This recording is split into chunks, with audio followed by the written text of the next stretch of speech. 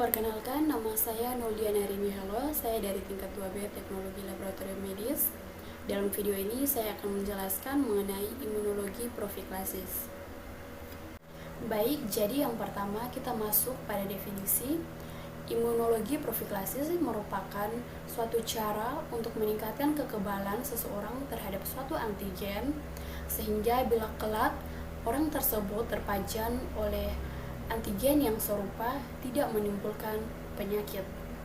Nah, tujuannya adalah untuk mencegah terjadinya penyakit tertentu pada seseorang dan menghilangkan penyakit tertentu pada sekelompok masyarakat atau populasi tertentu, atau bahkan melalui cara ini diharapkan agar penyakit tertentu dapat dihilangkan dari dunia. Imunoprofilasis terjadi melalui imunisasi aktif maupun imunisasi pasif. Imunisasi aktif merupakan respon imun yang terjadi setelah seseorang terpapar dengan antigen, sementara imunisasi pasif terjadi bila seseorang menerima antibodi atau produk sel lainnya dari orang lain yang mendapatkan imunisasi aktif. Nah, terjadinya imunisasi alamiah dan buatan secara aktif maupun pasif terlihat pada slide ini. Bisa diperhatikan pada slide ini. Yang pertama, imunisasi aktif.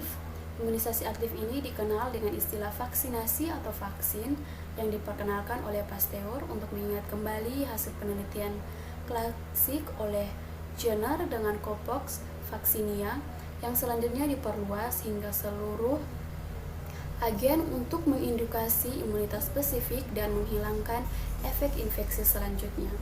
Imunisasi aktif ini merupakan pemberian antigen pada inang untuk menginduksi pembentukan antibodi dan imunitas seluler. Pada tabel ini ditampilkan imunisasi aktif yang dianjurkan sesuai dengan usia. Contohnya pada usia 2 bulan, vaksin yang dianjurkan adalah vaksin difteri, tetanus, hingga pada usia 65 tahun, vaksin yang dianjurkan adalah influenza. Nah, keuntungan dari pemberian vaksin hidup atau vaksin yang dilemahkan adalah terjadinya replikasi mikroba sehingga menimbulkan pajanan dengan dosis yang lebih besar dan respon imun di tempat infeksinya alamiah.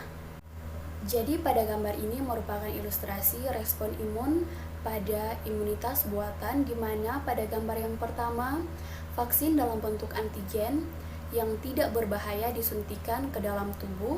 Kemudian vaksin merangsang sistem imun untuk mengeluarkan antibodi, sehingga jika adanya organisme penyakit akan dihalangi oleh antibodi yang sudah terbentuk. Yang kedua, imunisasi pasif.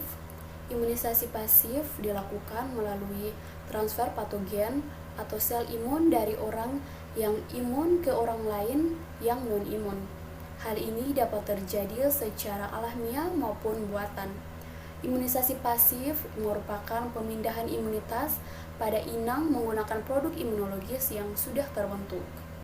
Terdapat 3 imunitas. Yang pertama, imunitas pasif alamiah atau maternal melalui plasenta, di mana adanya antibodi dalam darah ibu merupakan proteksi pasif terhadap fetus. Imunoglobulin G dapat berfungsi sebagai antitoksik, antivirus maupun antibakterial. Pada ibu hamil yang mendapatkan vaksinasi aktif dapat memberikan proteksi yang pasif. Yang kedua, imunitas pasif alamiah atau maternal melalui kolostrum. Air susu ibu atau ASI mengandung berbagai patogen imun. Beberapa di antaranya berupa enhancement growth factor untuk bakteri yang diperlukan dalam usus atau faktor yang justru dapat menghambat tumbuhnya bakteri tertentu, nah seperti lisosum, laktoferin, interferon, makrofag, sel T, sel B, maupun granulosit. Antibodi ditemukan dalam ASI dan kadarnya yang lebih tinggi pada kolostrum atau ASI pertama yang keluar segera setelah partus. Yang ketiga, imunitas pasif buatan. Imunitas pasif buatan pada umumnya digunakan globulin manusia yang spesifik. Pada gambar ini menjelaskan bagaimana respon imun pada imunisasi pasif buatan. Nah, yang pertama, Darah yang mengandung antibodi diambil dari manusia atau hewan yang sakit. Kemudian serum yang mengandung antibodi dipisahkan dari darah. Selanjutnya dipisahkan dan disuntikan. Kemudian antibodi akan langsung bekerja dengan mensterilisasi toksin atau mikroba dengan memberikan efek jangka pendek.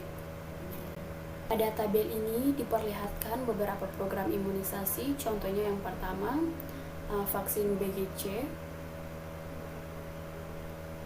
Untuk umur pemberiannya 0-2 bulan tanpa mengulangi vaksinasi pada usia berikutnya, hingga pada vaksinasi hepatitis B dengan usia pemberian pada usia 0-1-6 bulan.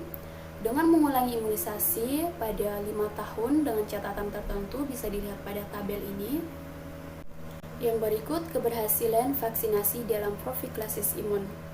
Vaksinasi sebenarnya itu bertujuan untuk memberikan imunitas yang efektif dengan menciptakan ambang mekanisme efektor imun yang kuat dan sesuai, beserta populasi sel memori yang dapat berkembang secara cepat pada kontak baru dengan antigen dan memberikan proteksi terhadap infeksi.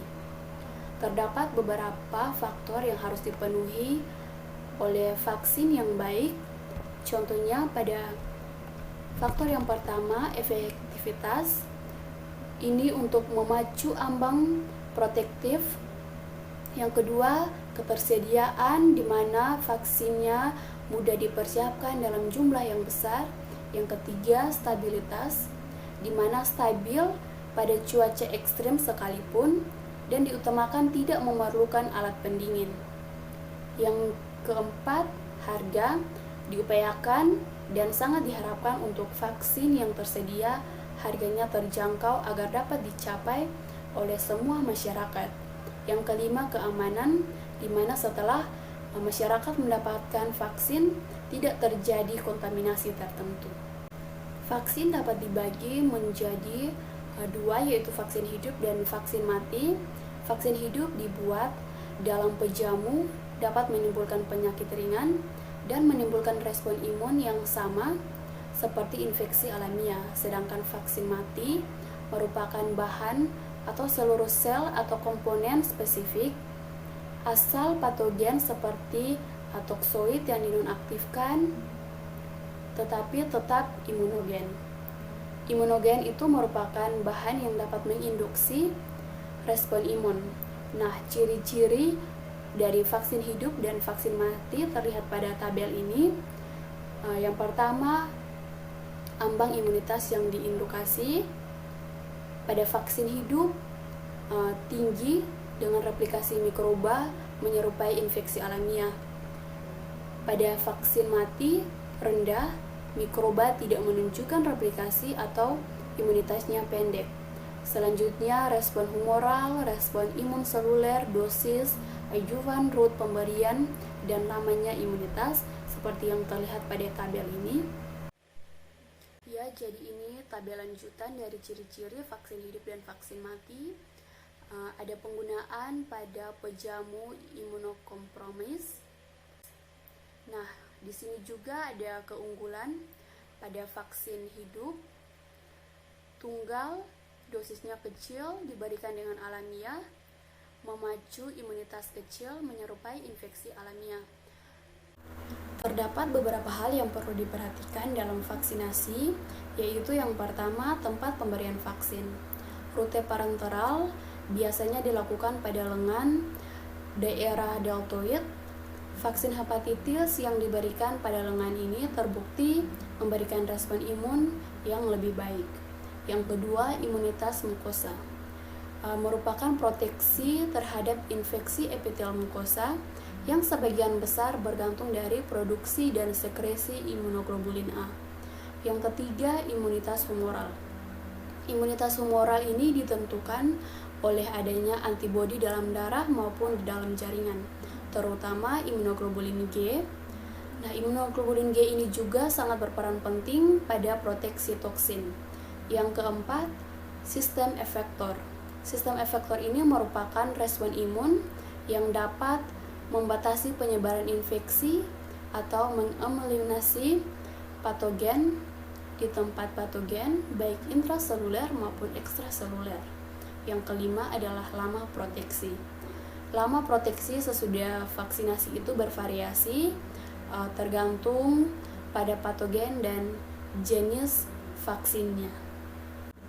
Adapun kontradiksi vaksinasi di mana merupakan keadaan yang meningkatkan kemungkinan terjadinya efek berbahaya yang tidak diinginkan. Namun bila keadaan ini kita temukan, sebaiknya vaksin itu dihentikan pemberiannya. Terdapat kontradiksi vaksinasi seperti reaksi alergi berat, di mana pada reaksi ini yang berperan adalah imunoglobulin E, biasanya terjadi cepat dan membutuhkan pertolongan medis.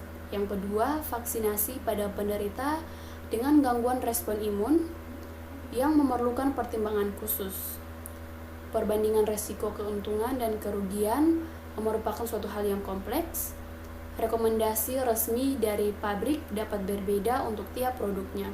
Jadi, vaksin dari tiap pabrik itu berbeda rekomendasinya untuk setiap penggunanya. Baik, sekian penjelasan singkat dari saya mengenai imunologi profilaksis. Lebih dan kurangnya saya mohon maaf. Sekian dan terima kasih.